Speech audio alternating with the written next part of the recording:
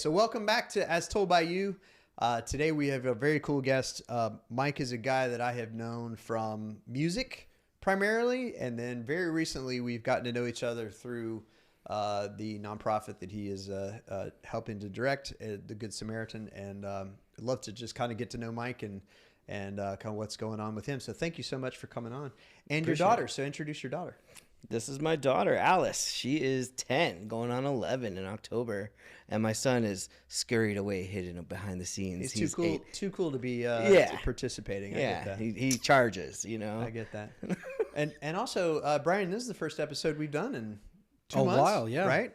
So it's we're going to be like, nice to get back at it. Yeah, that's getting the wheels spinning again, So, Mike, tell me, first of all, you and I met 2 years ago or so at a gig that we just happened to be playing together. So talk to me about your work in the sort of nonprofit sector and what brought you to that. Talk to me about that a little bit. Sure. So originally I'm from California, and Nailed it. Yeah. Brian said Mike is a California guy. He's got a vibe. He's got a SoCal vibe right there. Yeah. like absolutely. Yeah. Gnarly, dude. It's gnarly. No, I can't shake the gnarly. Right. I get that. Yeah. If he hadn't told me about the band, I'd probably put you in a rockabilly band. Okay. Nice. Yeah, close enough. Yeah. Yeah. It's the hair, right? Yep. Yeah. So I came here for grad school. I studied cultural anthropology, and that was in 2011. So kind of my life in California was, I grew up, my mom's from El Salvador, my dad's a white guy, and hearing her story about coming here, being 17 years old, no English, 6th grade education, and like struggling, and then getting supported, meeting my dad, and then forming a family, and being successful. She became a computer components engineer, but I always saw that one side of my family was treated differently. I was like, that's kind of weird, right? Why is that happening? And that, gave me the angst that got me into metal music, right? So I was like, the world is, there's things wrong with the world. And anthropology helped me understand it, though. So helped me understand dynamics of identity and culture and communities and societies. So I was like, okay, I want to study this. I want to see if I can make an impact. And from California, I moved here, studied cultural anthropology at USC. I did my research in Guatemala, got my master's, got to the ABD in my PhD, and I was kind of falling out of love with academia. I just wasn't having that impact that I needed. And nonprofit work kind of fell in my lap. And it was an organization called Pasos that is navigating resources for the Latino community here in South Carolina. So all of that made sense for me. I was like, well, I connect with the community because of my mom's side, my identity, and the anthropology just helps me like explain it in a very cool way. Like I bring that California swagger, right? Like I'm in the South talking about these tough issues, but I'm bringing that California chill, and I feel like that's giving me the edge that I need to be successful here. And from the nonprofit world, I've been in that space for about 10 years. I left academia, and I like it because there's a lot of change that needs to happen, and there's a good place to do it. Nice. So I assume you like South Carolina because you've been here a while. Yeah. Talk about you came here in your 20s, I guess, to go to school? Yeah, you're aging me here, but yeah. Yeah. All right, that's fine. I mean, Just a little pry there, Yeah, that's all right. We've had to do that with a couple of guests, where we go like, wait a minute, if this guy was a professional in the 70s, how old does that make him now? I came here in my 50s, dude. I just moisturized, I got humidity. Yes, it's good for the pores, Well, what I say is like for 78, I look great. For 50, not so much, but like for 70 something, I'm in good shape. So, but I assume you like it. You do still have a lot of that California vibe. That's kind of what Brian picked up on originally. Talk about why you stayed here. What made you want to stay? Well, I mean, I kind of planted some roots, and seeing these little creatures grow is a good spot. They're having a nice childhood. I think. Are you guys having a good childhood? Yes. Okay. All right. Good. But yeah, it's definitely affordable too compared to California. Yes. Right. Yes. Like a third of the price when it comes to housing. And it's different.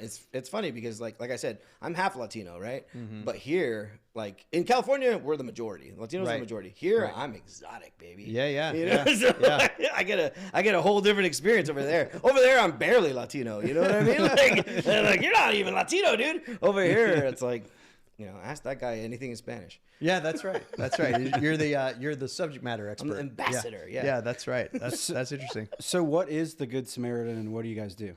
So the Good Samaritan Clinic is 4 free clinics in the Midlands area that's been around for 25 years. And it's 4 locations. It started in 2001 by a woman named Dr. Lydia Navarrete. She just retired. She's a doctor from El Salvador, and she came here with her husband 25 plus years ago. And her husband is a pastor, and his congregation, she was like, hey, I could start providing care, you know? So they let her use the house that was available to the church. She renovated into a clinic, found doctors that were willing to donate their time, and from there it took off into 4 locations. You know, it's a full-on 501c3, you know, accredited in the National Free Clinic Association, all that good stuff. But we provide free care. Doctors donate their time for free. Most of the time we see people dealing with, you know, diabetes, hypertension, chronic diseases, but we also have a women's health initiative. So we see women during their first and second trimesters, and a GYN day. And also I'm expanding into mental health. So I should be able to provide support groups and counseling free, you know? So my job is to get funding to keep this all going. That's awesome. And you don't have a medical background. This is just you're helping because of the community and because you can kind of organize people. Yeah. So the nonprofit experience helped me kind of lead, right, in terms of grant writing and making partnerships and developing programs. So that was great that I got to have that experience with the Pasos. But also the Good Samaritan Clinic, since it was started by an El Salvadoran woman, we are uniquely equipped to provide care in Spanish. You know, we're really good at getting interpreters and volunteers that speak Spanish, and the community itself is just heard. You know, it's a community experiencing a lot of fear. You know, and knowing that there's a safe place to go, you know, word spreads. So we tend to see 70 to 90% Spanish speaking patients. So Pastos that would always send, you know, our participants that we were helping in the community if they needed healthcare, Good Samaritan Clinic. So this was a great transition because I already knew of them, they knew of me, and I fully believe in it. It's a beautiful thing. I really inherited something awesome, and I'm having a good time. It's been a year. I've been in the executive director role for a year now. Well, and I can say too, being in the clinics, we just did a project with Good Samaritan, and being in the clinics, I didn't feel, as a non-Spanish speaking person, I didn't feel outside of it in any way. Like, anytime I needed to communicate with somebody, there was somebody there to help me, you know? And so I felt, you know, I felt like it was a very kind of warm, welcoming, you know, spot, you know, which is very interesting. Yeah. And we're hoping not, you know, we don't aim to make it exclusively. It's just, we are equipped, right? So other places may not have the infrastructure in place to be able to provide the care, the language, the welcoming environment, right? So yeah, we're here for everybody. Yeah, that's it. And several of the doctors that we talked to did not speak Spanish, but were fine because there are always interpreters in the room. And so but you know, listening to the doctors talk about their experience, about how they become better doctors because they're being able to kind of really fulfill the Hippocratic Oath. You know, they're really able to help and do no harm and all of those things, you know, without a lot of obstacle. I think it was really very cool. So yeah, and uniquely to this work for me also, because I come from nonprofit, but we're specifically a faith-based nonprofit, right? So a lot of people are guided by their spirituality and their calling to serve, and you hear that in the clinic, within the workforce, the volunteers, like they see themselves as you know, answering Christ's call to serve and being the Good Samaritan, like mentioned in the Bible, where we take in those that are suffering, those that are treated less, and being that hands and feet of Jesus of healing, right? And yeah, I feel like people feel the fulfillment in their role with this work as, you know, it's different. It's because in the hospital setting, the clinic setting, normal clinic, there's a timetable, there's a speed, and this is a lot more chill.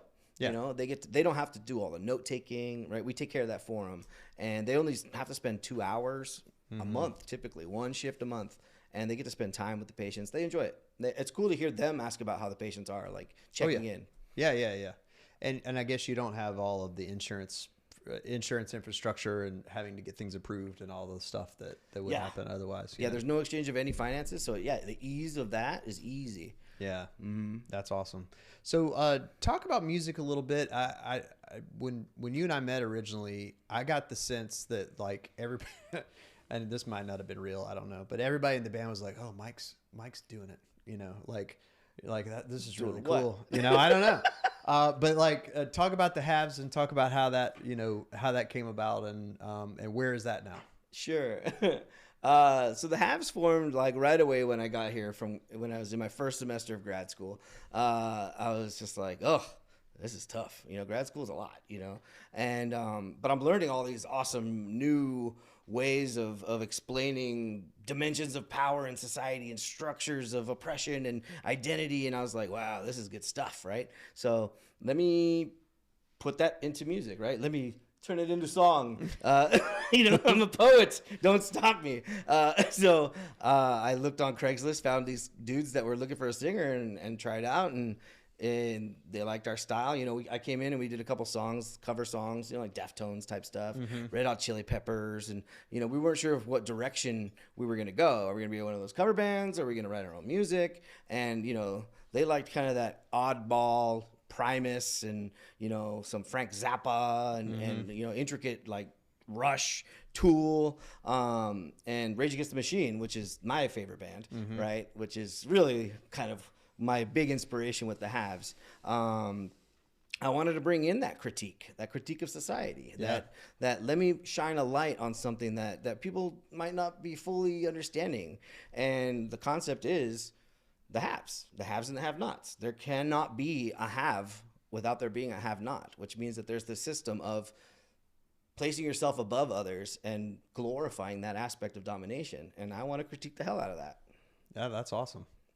Well, but by calling yourselves the haves, then aren't you the one that is the one with? It's avant-garde socio-political satire. It's ironic. So you're then looking down on the peons below. It's an ironic name, right? So it's like, you know, you're saying this is what we are. I take on the persona. Yeah, it's like a character. Yeah. Like, and it almost has this Carnival Barker kind of like like game show host, like Predator in a way. There's some of my sometimes I take that peaceful, like, you know, let's kumbaya here with my lyrics, and then other times I'm like, we're playing a game, you know, where's your ticket? Yeah. Well, were you in the music before, obviously in California, and had bands out there? And I did, yeah. I've played, you know, the Whiskey a Go-Go, the Troubadour. Oh wow. But I was in high school, right? But it was cool. You know, I got to play in high school in Orange County. I would drive all the way to LA and open up for bands, of course. You know, we play the 7 p.m. slot, you know, but hey, nice, yeah. Why not? What part of Orange County did you live in? Originally I grew up in Anaheim, and then I moved down to southern Orange County, like Laguna Hills. Oh, okay. Yeah. Yeah, I had cousins that grew up in San Juan Capistrano, Mission Viejo. Further. Yeah. It's a nice Brian area. lived in LA for 6 years. 6 years, yeah, right after college. So Did you go to college out there? No, I went to college at USC and then went out to LA. Okay. Lived in West Hollywood and then Hermosa Beach. Nice. I just went out there. It was nice. Took my girlfriend for the first time down Star Walk and Chinese Theater. Did the whole nice, thing. yeah. So my family went on a vacation in early 2020, like January 2020, before we realized the world was about to shut down. And I was expecting not to like it because I was expecting it to be all kind of like, you know, look at me, right? Plastic and, you know, very Paris Hilton, whatever. Sure. And I was really surprised at how much I loved it. Like how much I just was like, we stayed at the Roosevelt Hotel, like on Hollywood Boulevard. Nice. I was right in the middle of everything. And I was like, I love the energy here for some reason. And I don't normally like that kind of stuff. Like I don't like going to Myrtle Beach or whatever, but I loved LA. I love Santa Monica. I love just every area we went to. I just was like, this is so cool. And like your bus driver is an actor and he wants you to watch the episode of SVU he was just on or whatever, you know, like, I don't know why I got into it so much, but like, I was like, okay, I was there for a week, but I was like, I really want to go back, you know? And, Yeah, your server was the bass player for Hoobastank or something like right. that. And it's like, I don't know if you've heard of us, but I had a couple of hits in the 90s, you know?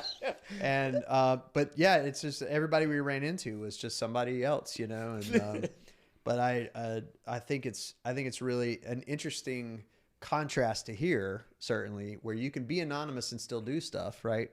And you can be in the background and you can just sort of do your work and, you know, and raise a family and live your life, and you don't have to be quite so on, you know, as out there. But so I tell me, you feel like the music part of you, which you and I know that's part of you, right? It's just not whether you're playing or not, you can't divorce it. We're you artists, can't separate man. it. Well, not even that. It's like I can't get rid of it. You know what I mean? Like you like want to? You know what I mean? Like Turn it even if I wanted to get rid of it, I can't get rid of it. And so I'm constantly listening to the background music. I was driving with my daughter yesterday. My daughter's 16, so she has an opinion about everything. You'll learn that. But I was driving with her yesterday, and something came on the radio, and I wanted to tell her a story about the song, and I had to keep telling myself, she doesn't care about these songs from the 90s that I know so much about. She doesn't care. Like, she just cares about what she likes. And, you know, I have to remember that it's not everybody that does that. Talk to me about how how does that inform your work now as sort of, you know, somebody who has to gather people, you have to inspire people, and you have to kind of motivate people. Is that a factor in all that? I think it translated well. I think all that experience failing and being nervous on stage and being awkward and knowing how loud to talk into a microphone. You know what I mean? That's just something that a lot of people don't do. How close to hold it. Yeah, how close to hold it. Yeah. How to enunciate, how to project, all these little nuances of speaking and presenting. You know, I got to get all the kinks out early on. You know what I mean? Like, stage banter is the worst time. You know what I mean? It's tough. It's tough. You know what I mean? Because you try a joke and it fails, and the whole morale's. Or like, especially when the band picks up on it and they go, stinker. Or, you know, they go like, why'd you say that, dummy? Yeah. You know, like, oh, God, you called me out in front of everybody. Yeah, you know? you guys get to be here quiet with your instruments. I have to, like, engage. Makes your skin a little thicker. You know? Yeah. So I feel like that helped a lot, you know, and just being comfortable being up there with silence, right? And so I'm happy I had that experience, and I think that's helped me, you know, just be successful in engaging with people. But I think, that performer, that wanting to connect with people, just like that's ingrained in kind of just who I am, right? Like, I like to have real conversations and really dig in and build a real relationship. So I think that all has translated into this work. Yeah. So, well, it's interesting when we get together, as far as like when I say we were practicing the other night for this thing that we're working on, and I don't know, it was 6 or 8, 10 guys getting together at somebody's house, you know, and practicing songs we'd never played before. But there's a club vibe to it, like where we're in a club, like we passed the initiation, we got invited, whatever it is, you know, where if I go to, you know, Brian was an athlete, so he was a football player, and so I'll have these athletes come in here all the time, and I don't feel connection to them. I can't even understand what they're doing, right? I mean, I get that they love it and that they're really into it and they understand everything. Their passion. Yeah, but like, you know, when I get together with these guys and I can talk about the fact that Rush has a new drummer and what did you think of the first performance of the new drummer, and everybody knows what we're talking about. A female drummer for Rush? What? Yeah. I mean, and she's pretty good, right? I'm and everything. sure. She has to be. I can talk about Angine de Poitrine and everybody knows what I'm talking about. And it's like, you know, it is an interesting area that we get to be in where it feels a little safer than outside. That's community, baby. You know?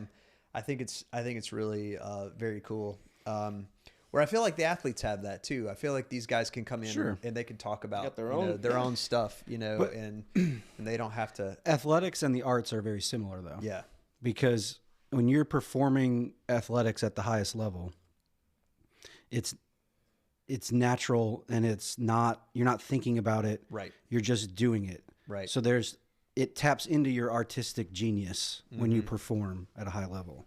But it's drilling. It's all of those things. Well, it's the same way you practice the guitar or the drums or whatever instrument you're playing, or even your voice over and over and over and over. Yeah, sure. You drill your body over and over and over and over to do the things that you want it to do without thinking about it. Right. And then once you're able to do that, that's when the true artistic expression comes about. That's interesting. So athletes are a lot of times artists. Yeah. I like the idea. I've never thought of like in the moment when an athlete is performing and doing their game or performance that they don't even think. That's because I know what that's like as a musician. Like I've done this so many times. I can perform this song. They almost kind of have to not think. That's right? amazing. Right. So, when you start thinking, that's when trip you yourself get burned. I could see that too. That's where you get injured. Right. That just shows how Not disconnected I am not from an necessarily athlete. I'm injured. not- Like playing cornerback, for example. Right. If you're thinking about what you're supposed to be doing in terms of stepping with this foot or punching with this hand or opening up to the right or the left or whatever, it's too late. Yeah. The guy's already by you and catching the touchdown. Everything's so fast. Same with playing, shortstop. If you're thinking about how you're going to approach the ball, Right. it's too late. You have to just instinctually know how to do it. Yeah. That's interesting. Well, and I think with any kind of stage performance, it's a little different with writing music than it is with playing something, a cover or something, unless you just go nuts with the cover. But like if you wrote something, you almost always kind of just remember it. It's weird. You have to practice it obviously, but there's always an element of it that's sort of in there, if you wrote it, Yeah. where if you're playing a cover, you have to drill it. You have to just like do it 1,000 times so that it's instinctive. And those are the ones that work best. I have a harder time memorizing covers than I do remembering my own songs. Oh yeah. No, of course. It's even for actors though. I mean, you when an actor is writing the scene, Right. it's way easier to memorize that than it is to learn to have a fresh script and then try to analyze it and Yeah, because that'd be the hardest thing about auditioning for acting for me is like walking in and you get pages that you've never seen before or whatever, and you've got to instantly get into the spot. There's a technique to doing that. Yeah. Because in film and television, you get multiple takes. Yeah. So they're not so concerned about can you memorize this monologue and express it with all the emotion you need to do. Right. Can you stand here, look at the mark, say your lines? Yeah. You want authentic, real reaction, not over the top, because the frame is here. So if you're overacting, Yeah. everybody sees it, I gotcha. which is different, slightly different than the theater. Well, like when I was auditioning that first year of college, in between like freshman and sophomore year, I was auditioning for summer productions. I recognized that I was in a room with 1,000 people, and this is probably acting too. You walk in and you're in a cattle call with 1,000 people who are exactly as talented as you are, or more, or better looking, or weirder looking, or whatever it is that they're looking for. I've never experienced that. And you get 20 seconds. You get 20 seconds of your audition, and then they go, "Okay, thank you," and then that's it, right? And I go, I did that first 2-3 auditions. I'm like, nope, I'm not doing this. Like, this is not my cup of tea. I don't like it. Where with bands, it's different because it's just you and your friends doing the thing you've been doing, and you kind of. And nobody's there. You kind of have a connection. Yeah. I mean, Even listen, at the shows. Elvis practices here. Even at the shows. I mean, we have a great time practicing. Yeah. We come up with some weird stuff, and so little of it makes it to the final show. But like, it's very different when you're kind of connected to these guys, and everybody sort of has the same frame of reference, and all of that kind of stuff. It makes it easier for us to perform. So are the halves currently together? So we formed in 2012, and we were pretty active up until I'd say maybe COVID era, and then our bass player moved to Tennessee for work. We'll put together one show a year where he'll come and we'll practice a couple times, and then we'll set up a show. And that works out great for us actually, because that gives everybody that one date to come out. And we'll still get people that are like, oh, I'll go be at the next one. But it's like there Next might year. not be a next one. Yeah. I was at the end of when I knew my bass player was leaving, I kept promoting every show as the last one. You know what I mean? Yeah. Like Kiss But you does. don't have a drive to get a new bass player? He's such a unique player that it's just not really possible. Yeah, he brings this funky doom sludge skronk to his style that I love a good skronk. skronk. Yeah, I was just thinking that's some I good, mean, a bass player with skronk. good, It's hard to find. You know? good descriptive words there. Yeah. bass players bring the words. I like a good onomatopoeia. That's nice. Are you an instrumentalist yourself, or you just sing? I just sing. I do play the didgeridoo. Nice, And nice. the djembe I'll bust in there. Oh yeah, like a good djembe. Yeah, you know. Sure. I'm more of an accoutrements kind of guy, you know. I see, I right. add, flavor to the music. But no, I don't play anything. You'd be like one of those '70s singers that just has the tambourine. Yeah. You know, and you're just doing the tambourine. Get to dance. And everybody's like, you can't hear that tambourine because all you got is the same mic that you're singing into. I don't know why you're playing it. I always thought that about Stevie Nicks. Like, she's got the tambourine out here and the mic's over here. Who's hearing this tambourine? I don't even understand what's going on. Just feels good.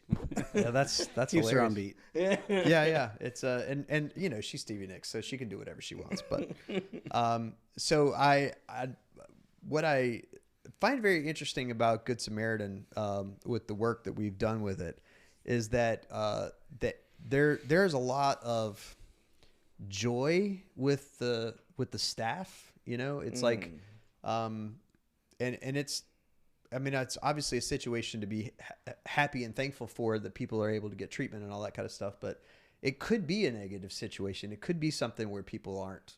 But the staff seems so joyous. You know, they seem to take so much joy in their work. Talk about what makes that happen. Is that natural? Is that something that y'all do intentionally? You know, how do you make that work like that?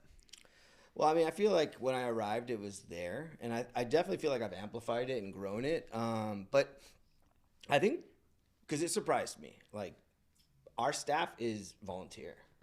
Yeah. Like 150 volunteers. So these people show up because they want to be there. You know, nobody's making them be there, and I think they feel good about it. You know, for whatever drives that they have to do it, they're fulfilling that, and I think being there, doing good, connecting with other people that are doing good, it just kind of gets contagious, and that happiness is it just every shift, every single clinic, unless it's like a lot of patients and there's like a lot of moving parts, then you can see a little bit of stress. Yeah. But as a whole, it's not a stressful environment, which is not what you imagine in a medical clinic, you know? Because I imagine you don't have a lot of emergencies come there. The emergencies go to the emergency room, so like people are. What happens though if someone comes in like, oh, I'm feeling bad, and then they get treated, and you're like, oh, there's something seriously wrong. What's the process for that? Well, I mean, we could call an ambulance if it's that bad, but typically they're in good enough condition to be mobile. You know, we'll say we're not the right place. You need to be seen now by somebody who can treat that with whatever it is. Yeah. Mm-hmm. Yeah. I guess also. But if they don't have any money to, if they're searching out the free clinic, what's that transition process like for them? I mean, the emergency room will see anybody, but they're just going to send you a big old bill afterwards. Okay. And then sometimes you have to pay it, sometimes you don't. So depending on the Good Samaritan doesn't help with any programs after. We'll navigate like financial assistance programs if we know they exist, which is far and few between, and most people don't even qualify for them. But our community health worker who came here and interviewed, her name is Laura. That's kind of her role. Her role is to know what programs and systems exist and the application process. Like, I mean, I'm finding out about new cool stuff all the time. Even down the street, I just found out about Well Vista. Oh yeah, You know Well Vista? I do. Yeah. And they give free prescription medicine, like mailed to your house, free. Like I did not know that existed. And there's Well Partners who does everything's well. You know, they do vision and dental for free. You know, like. But, you know, these are for individuals that qualify based on not being insured, low income. But, yeah, the more we know what's out there, and that's her role, and we want to be part of that network of come to us, we know who else is out there. That's kind of the And to try to help, yeah. If we don't do it, hopefully we know somebody that does, kind of thing. I I have a relatively interesting well partner story. When my son was 10, we did a video for Well Partners for United Way. Awesome. And the script that we wrote was a kid saying, "I've never been to the dentist. I don't know why, but now my tooth hurts and I can't think of anything else." And he's in class, and so this was my son when he was 10. He was the kid in the commercial, because that's what we do, right? Brian's kids, have been in stuff. Every time we need kids, we just get our kids to do it because I can say, "Do it." Don't ask any questions.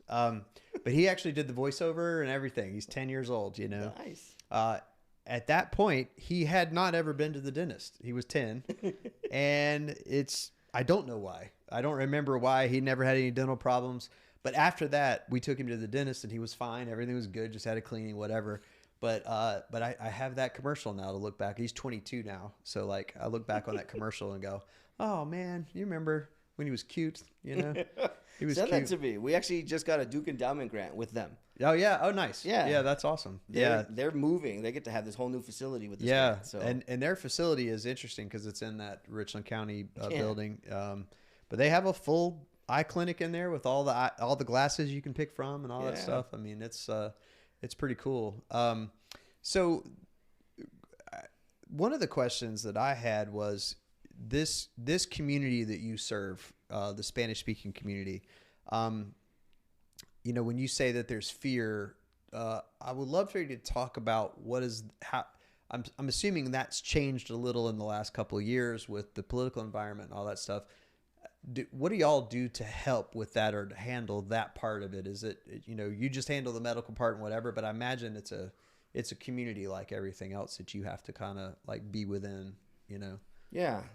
I mean, I think at the end of the day, what we're providing is a sense of hope and comfort and security by knowing that there's other people out there that care and that, they have a place that they can feel safe and that they can trust. Trust is such a big thing, right? People will avoid things if they're unsure. Yeah. Right? So we have to make that extra effort to demonstrate that you're safe here, you're good here, right? You'll be taken care of. And I think the proof is in the pudding that we haven't done anything to put anybody in jeopardy. And thankfully we've been, just kind of, we have angels that I think keep us protected in a way, you know. And I think, that's a very interesting, powerful question to answer. But I think at the end of the day, people see the goodness in the work that we're doing, right? And they see the humanity, and I think that they respect that because it's not that we're exclusively catering to anyone. We're just uniquely equipped to handle their cultural nuance and dynamics. But I think a lot of it too is the joy that you feel in there. I mean, it is an interesting, like if I go to my general practitioner, Lexington Medical Center or whatever, I don't feel anything. Like it's just I'm going into a very clinical place and everybody kind of talks to me very clinically and I don't feel like there's any kind of, you hear the fluorescence. I don't feel like there's any kind of welcome or warmth or whatever. They're just there to treat my sinus infection or whatever it is that I have, and it's not special, where Good Samaritan really kind of felt special. I guess I could see what you're saying now. Like the empathy is immediate. When you walk in, somebody's looking at you like, "Hi, welcome," you know, and that's the kind of vibe that like people understand that's what we need, right? Yeah. That's what they're looking for. That's the extra step, the extra smile, the extra glimmer, the extra brightness. Right. Like, that just touch, even if you don't speak the language, you're able to connect on that level, right? Yeah. A smile is universal, and even if you learn buenas, that in itself will just open somebody up, to make them feel welcome and comfortable and seen, right? Yeah. Like, oh, okay, you're making an effort. So that shows the shared humanity.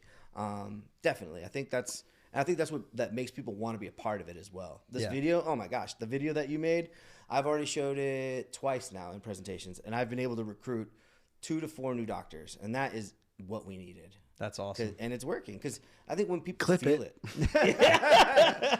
Soundbite. Yeah, absolutely. That has been the missing piece, the ingredient that I needed, and it was the storytelling. It's the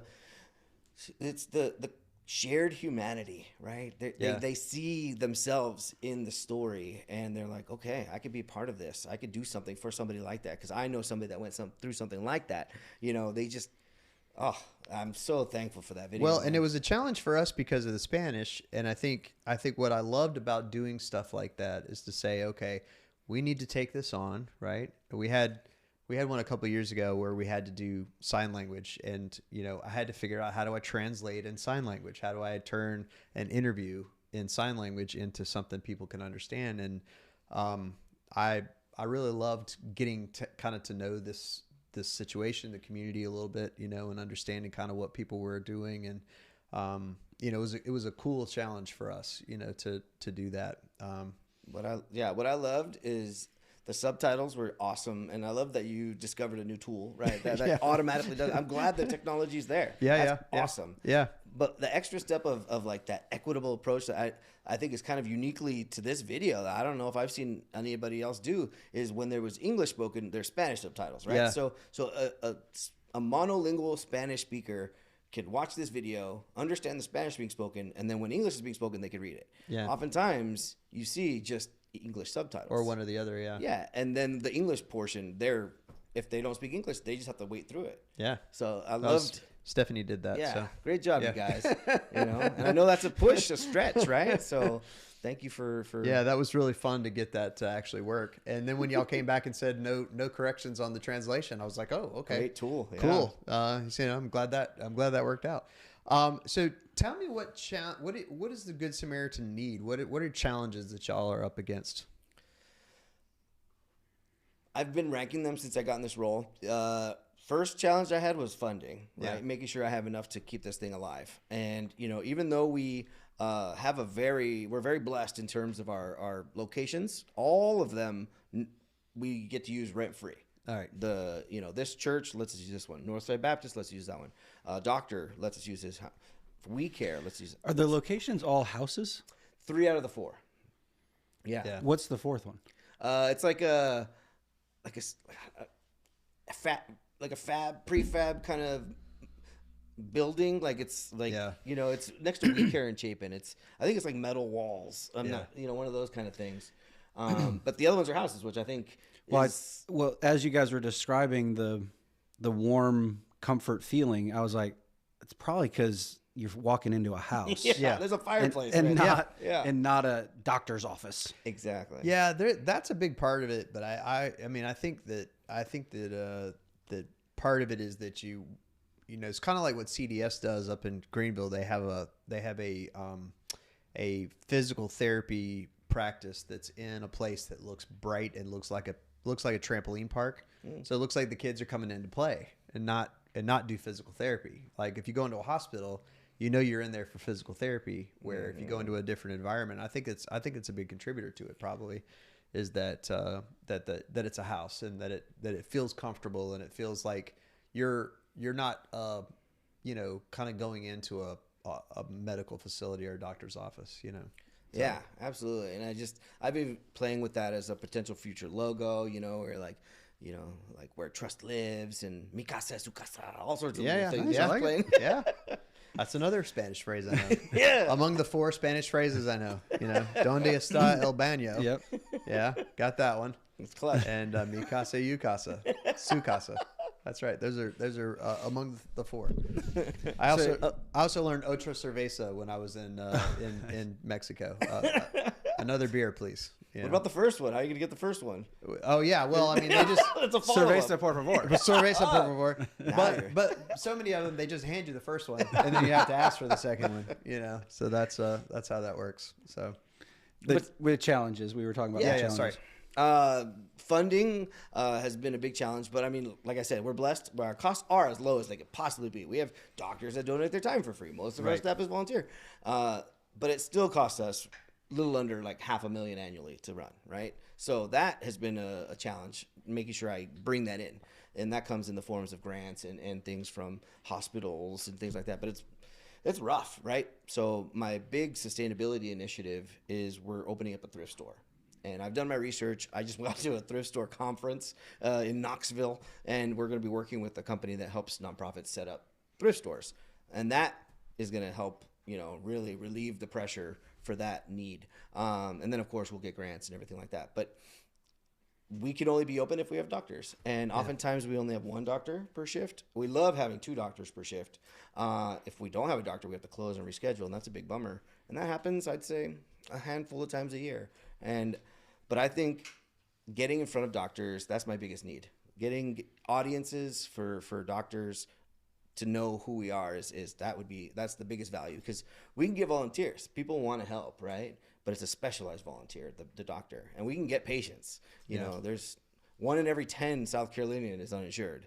There's 469,000 out there right now. So I'm on the board of the Free Clinics Association as well. So, these stats are statewide and everything like that. And you could get any doctor, right? You don't have to have Prisma Network or Lexington or any of that stuff. Any doctor could come help. Yeah, and we get ER doctors. We get specialized doctors. There could be somebody that's, maybe a pediatrician. It might be a little bit of a stretch, but well, you got kids that come in, right? Yeah. No, we don't. That's the thing. We only see adults. Adults. Yes, Okay, gotcha. Yeah, maybe another thing to share is that we're open in the evenings, right? So it's like 5. We'll start seeing patients around 5 p.m. I mean, we typically end around 8, right? So it's open for work. That's good for workforces. 40% of our patients are men, which I think is amazing. Men in general going to the doctors. What? Is amazing, right? yeah. It's 40%. So, yeah, that works with doctor schedules and oftentimes worker schedules. Yeah, that's awesome. So recruiting doctors is a big deal. And who knows what the future holds. That's the thing. Like right now, each of our clinics are only open 1 day per week. With more doctors, I can open up more evenings, more days. I can open up to pediatrics. Who knows? Yeah, gotcha. Interesting. Well, Mike, we got to wrap up. Thank you so much for doing this. We end the podcast with 5 questions usually. And the first one I want to ask you is, what's your favorite music? What's your favorite band, song, album? Pick one. Give me something that's your favorite. Rage Against the Machine. Yeah, which one? Like what album? Or? Yeah, which era of Rage Against the Machine of the 3 big albums? The first 2 albums. First 2? Yeah. Okay, nice. The LA, what's the third one? LA Massacre? There's the Battle of LA. Angeles. Yeah, Battle of Los Angeles. That was my first Rage album that was like as a fan, because I was a fan during the first one. I was kind of a fan of Evil Empire, but like I didn't become obsessed until after Evil Empire, and so Battle of Los Angeles was my first like new Rage album that was my own. I don't consider the Covers record as much a Rage record, but Yeah.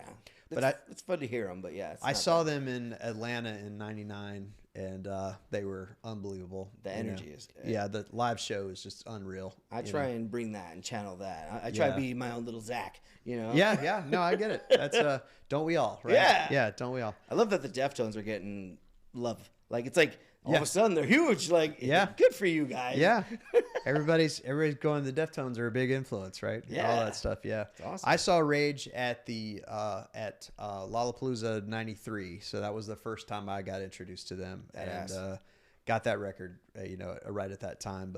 But man, Battle of Los Angeles was like a big deal for me. So that's awesome. That's good to hear. Talk about movies. What's your favorite movie? The Matrix. Nice. Yeah, that's a good one. A very 90s centric here so far. That's, that was my peak. I peaked. It's very interesting. All right, Brian, third one. Keanu. Favorite board game? Oh, boy. I've been getting into a lot of board games with my kids, right? So we've been playing a lot of recent ones. I wrote a song, so I'm just going to use this one. I wrote a song called Snakes and Ladders. Nice. So that one I'm going to say. Nice. The song is about how cultural morals can be trained and enculturated through games like these, right? Oh, okay. And the original game was called Snakes and Ladders, which came from India, right. which was about virtues and vices and pitfalls. But then we changed it when who's the big game company? Parker Brothers. Parker Brothers took it. They turned it into Snakes and Shoots and Ladders. Shoots and Shoots and Ladders. Ladders. Yeah. And if anything, it's like they're portraying that you're your downfall is like your own fault. Oh. Right? So it's like blaming the person for their folly. So putting the blame on the victim, demonizing the oppressed in a way. That is honestly a deeper take on board games than I've ever heard. That's awesome. So that's We didn't even get into life. it. Kind of almost makes anthropology seem interesting. I might have to go check that out. Like, well, daggum, I'm into that. I don't know. That's awesome. All right, fourth one. Favorite dessert? The Pizookie at BJ's. It's that cookie with the ice cream scoops on top. They make a massive one. It's a pizza size. Yeah, It's like Oh, $25. man. It's I'm gonna have to amazing. go check that out. Yeah, dude. I'm into that. I'm into that. Okay, cool. And the last one. What would your last meal be on death row? Chicken wings and pizza.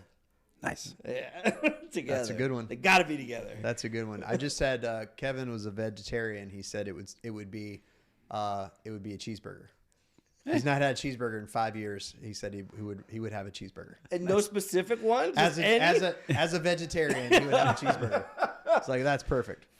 All Did right. you get In-N-Out? Sorry, real quick. Oh well, yeah, I did. I've Okay. gotten In-N-Out. I love it. I wish we had In-N-Outs here, and but people will tell me it's not that much better. It's just the experience of being in the West. So Oh, come on, man. It's good. it's good. I thought it was good too. Well, Mike, thank you so much Thank for this, you. man. I appreciate you coming by, and been it was good to catch up. So, Absolutely. Thank you both. Yep. I love what you guys do.